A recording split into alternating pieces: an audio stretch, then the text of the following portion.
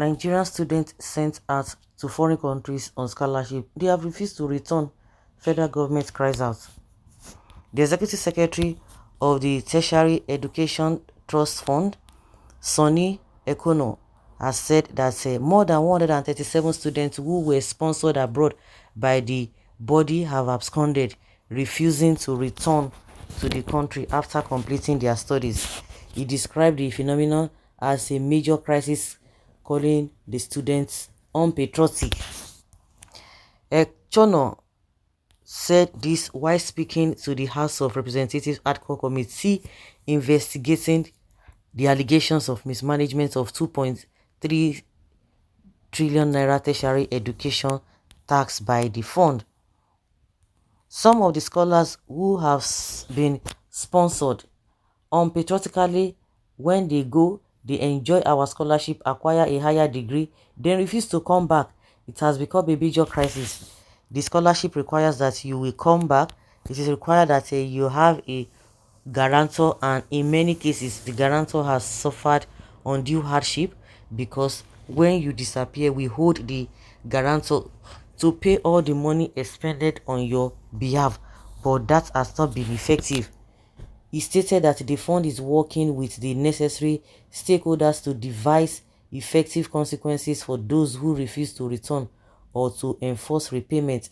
We believe that in a system where we work with our embassies and the institutions, we can enforce the repayment for those who insist they will not come back, he said.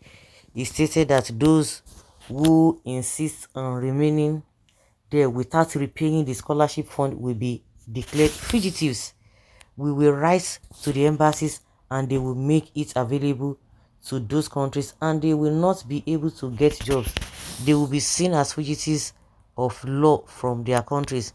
We may have to take that hard stance because the numbers are alarming. We just checked about 40 institutions and over 137 have absconded, and the review is ongoing. It is a huge number that we cannot even afford. So we will be seeking your support to strengthen some of the existing regulations to ensure that those who benefit from this program must come back. We are not against people looking for greener pastures, but do so on your own, not through our scholarship or our sponsorship, he said. Ejono stated that given these factors, as well as the high exchange rate, the fund is considering suspending the foreign scholarships. We operate a system where our forest is being sold on our behalf at an official rate, and we apply like anybody else to get it. Sometimes it leads to additional costs. Currently, as I speak, we are in consultations with all our stakeholders to suspend foreign training for a year or two. This is because of the recent exchange rate adjustments. We are unable to continue based on our disbursement guidelines. The money we allocated in naira cannot cover the dollar requirements for training. For those who are currently there, we now need more naira to pay for the dollars that is required for their annual fees. We are trying to put a hold, he explained. He stated that their training will now be done at experienced first generation universities within the country. They do not deny the allegations of 2.3 trillion naira in mismanaged funds, stating that the federal government is owing theft fund 371.3 billion naira, out of which it has paid 46 billion naira so far. You see, they no get sense. Wetin they make them know they come back? They no want know about that one. Problem in Niger Republic, the good going on in Niger Republic. Wetin be the root cause? They don't want to talk about that. Just return power. That's it. Finish. Return power. Oh, people are saying let there be division in this country. They say, why? How dare you? This and that. Go after them. What is the cause of it? They don't want to. They don't care. As if they don't know the problem. Why people are not coming back? Is it not a shame? Most of the other countries who go there abroad to go and study in all those countries, they always, majority, almost 99% of them go back. But as far as Nigeria is concerned, none of them, majority of them, according to what he said, they don't want to come back. How would they come back? To do what? Hmm?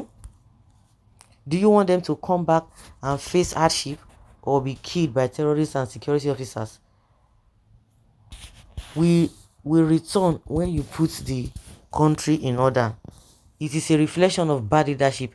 People not happy to work with the government because no hope, no future for them. Honestly, if I mistakenly, by the grace of God, travel out of this hardship country, honestly, I won't even come back until this country is good again. Did your sister children among them return? Do you provide them jobs? You call it scholarship and the beneficiaries have to pay back? Just call it a loan. They should have returned and get out later instead of remaining there.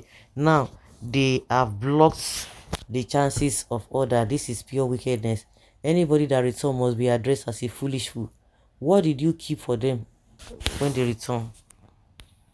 Those who returned were not given employment. Do you have job for them when they come back? And meanwhile, if they are to spend 1 million naira, these people will tell you, say they are spending 5 million naira. Not that they are helping people to for them to gain, because if they come back, no job for them. Meanwhile, there's always a racketeering. You can imagine senators who are pardoned. The pardon has always been, and there was a time it really went viral that these senators are deciding they pad all these budgets, and people were shouting. But at some point, it became a normal thing, because at the end of the day, the person who the whistleblower became the haunted one. Are they mad to return to do what? If not, Luther's children would they go school abroad, return even them is because illicit billions are kept for them at home. The politicians' children would not have even come back. But because of the the hope they have that their father must have kept some money for them, that's how they see them going back. And they will begin to put them as of rep, give them aids and all manner of positions. So guys, second video.